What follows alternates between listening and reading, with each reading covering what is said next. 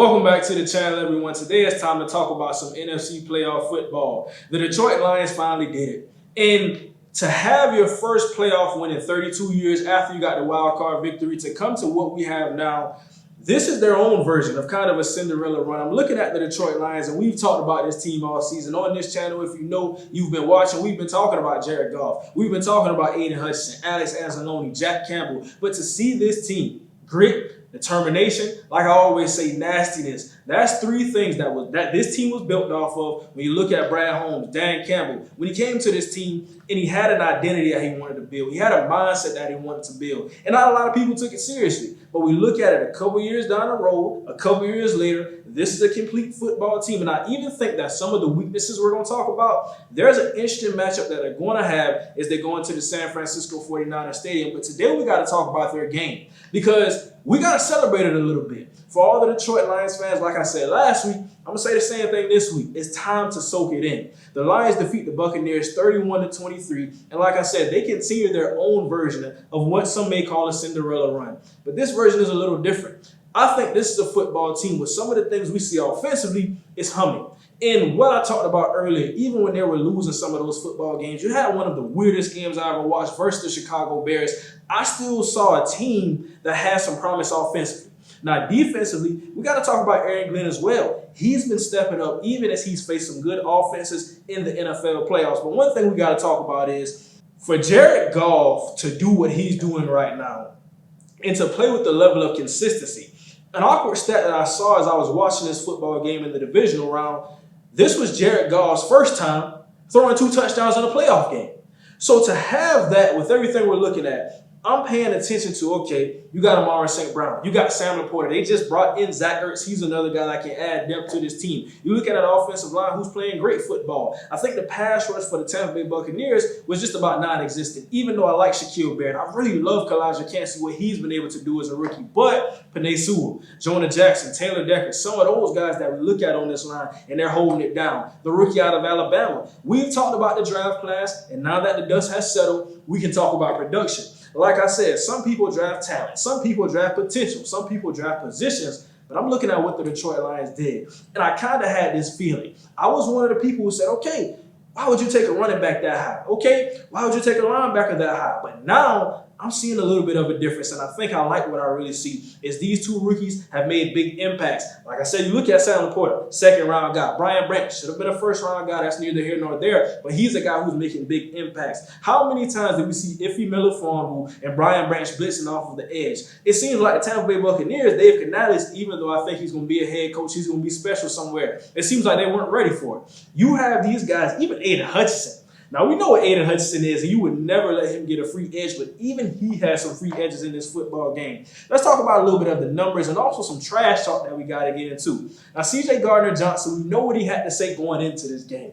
He said a lot of things to Baker Mayfield, and I think Baker Mayfield said some things back. Now, we saw after he got the interception, he threw the ball to Baker Mayfield. That's building the culture.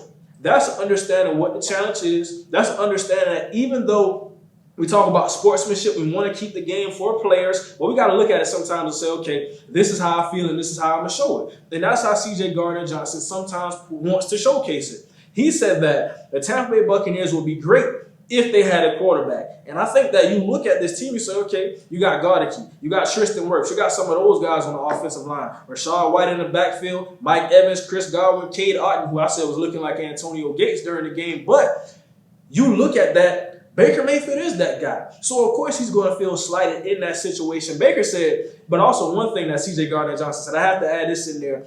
He said something about Russell Gage. And Baker Mayfield found it funny that Russell Gage hadn't played all year. So he said, okay, you can't be watching that much film. And then after the football game, once the Detroit Lions won, C.J. Gardner-Johnson said, I bet you I'm watching film now. When you look at the football game, and of course he played pretty well, had the interception, but that interception wasn't really on Baker Mayfield. It was a tip pass, went up in the air, and C.J. Gardner-Johnson brought it down. Now, before wildcard weekend, the Lions haven't won a playoff game in 32 years like I aforementioned. This was since their 91-92 playoff run where they defeated the Dallas Cowboys and lost to the Washington team of that time. Looking at some of the numbers on this day, Jared Goff, 30 of 43, 287 yards and 2 touchdowns. Jahmyr Gibbs on the day, like I said, special back out of Alabama doing it. You look at David Montgomery, he's also the power to the lightning for Jahmyr Gibbs. 13 touches, 114 yards, and 1 touchdown for Jahmyr Gibbs. And Amon-Ra St.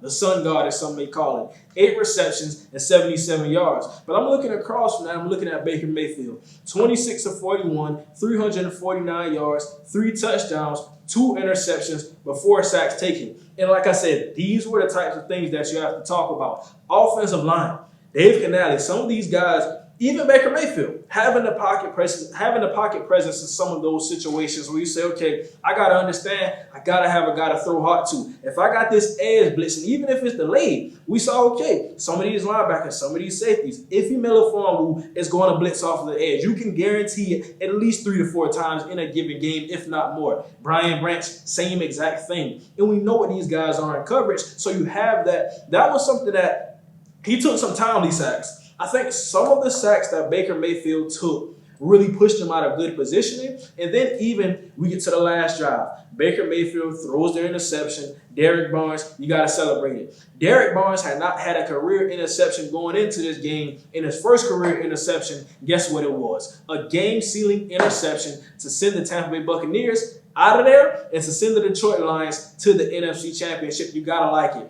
Aiden Hutchinson, after the football game, he's soaking in the moment on the sideline. These are a lot of things we saw in this game. Also some more numbers. Mike Evans had a big day. 8 receptions, 147 yards, and 1 touchdown. And I think this is something you're going to have to talk about as you get into more of these football games, as you get into the San Francisco 49ers matchup. Now, one thing I also want to add is we got to look at the health of Deebo Samuel.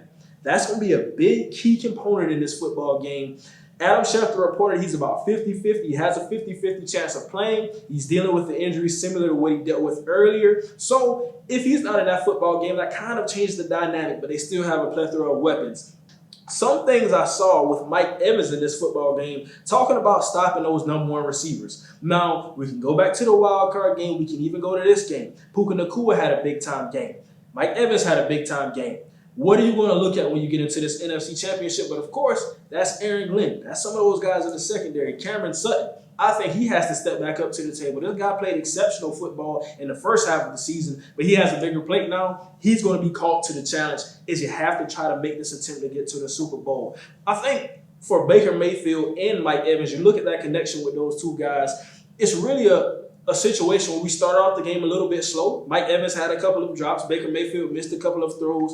But as the game progressed, he started to target him when he needed to. And Mike Evans made the big-time plays when he needed to. I think Tampa Bay, they're going to have some things figured out. They got a lot of free agents coming up, but they also have some young talent that they can mix in there. I think you want to add pass rush. You're looking at the secondary. I think that Devin White, even though he's a good linebacker, he may be out of there. What do you lean on when you have Levante David, as he's a veteran and he's getting up in age?